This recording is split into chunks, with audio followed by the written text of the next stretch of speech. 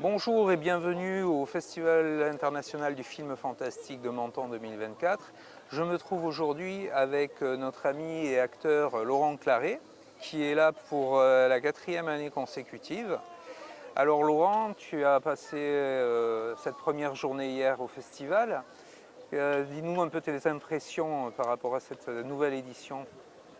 Bah écoute, comme tu le dis, c'est la 4e fois que je viens à Menton, au festival. Je trouve que j'étais très heureux de la journée d'hier parce que je replonge, je rencontre tous ces gens magnifiques qui t'entourent, tous ces bénévoles, entre guillemets, extraordinaires. Et donc je rencontre mes amis, j'ai l'impression d'être en famille, je me sens très très bien. Et je trouve que le projet, il continue. C'est pas toujours facile, mais en tout cas, ça avance. C'est la 8e édition. Moi, je me rends compte que depuis la 4e édition, ça a bien progressé.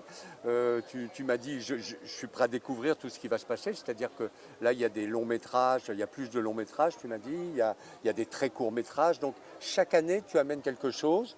Vous amenez quelque chose et je trouve que votre équipe et toi, vous êtes vraiment en phase avec ce qu'il faut faire, vous développez votre projet et je suis fan. Alors, hier soir, tu as vu le premier film en Oui. compétition. Est-ce que tu peux nous dire un peu ton avis personnel sur ce film? Comment tu l'as trouvé? Ah bah je vais dire, moi l'impression que j'ai eue, je trouve que c'est un projet gonflé quoi. Parce que c'est pas simple, cette histoire. Alors on sent qu'ils y ont mis du cœur, etc. Et moi j'étais assez sensible à ça. Je trouve que les acteurs ont fait un travail phénoménal. Moi je l'ai reçu comme une sorte d'ovni, quoi, vraiment. Je ne m'attendais pas à... Et je pense que nous, le public français, on n'est pas si habitué que ça à ces films. Et donc, j'étais surpris, mais heureusement surpris. Est-ce que tu peux nous parler un peu de ta dernière actualité ou ton actualité à venir dans les mois prochains? Alors, dans les mois prochains, j'avais participé l'hiver dernier aux Invisibles, la série Les Invisibles, qui est sur France 2, qui va sortir bientôt. C'est la saison 4. Voilà, donc je suis là-dedans. Et puis, la deuxième chose, alors je vais parler de ces deux choses, c'est un peu particulier. Il y a une série dont je ne peux pas parler parce que c'est top secret. C'est une grosse série pour Netflix. Je peux vous dire en deux mots que je fais une sorte de chanoine absolument infernal qui ne se laisse pas faire, qui est une sorte d'adjoint d'un archevêque. Donc voilà, il y a des combats, tout ça. Donc c'est pour Netflix et normalement c'est pour la sortie sera sur 2025.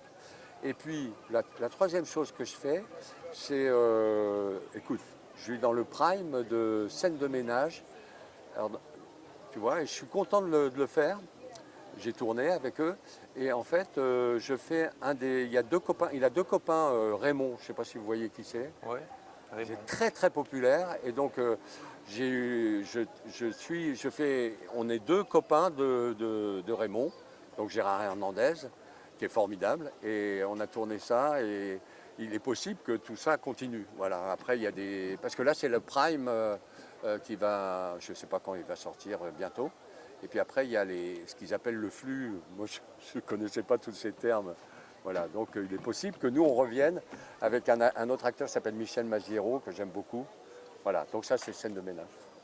Et puis la dernière chose, c'est que je réalise, et j'ai un projet très avancé de film documentaire, de long métrage documentaire, qui s'appelle Frangin en liberté. Voilà. Très bien. Merci Laurent et Merci à toi. puis bon festival.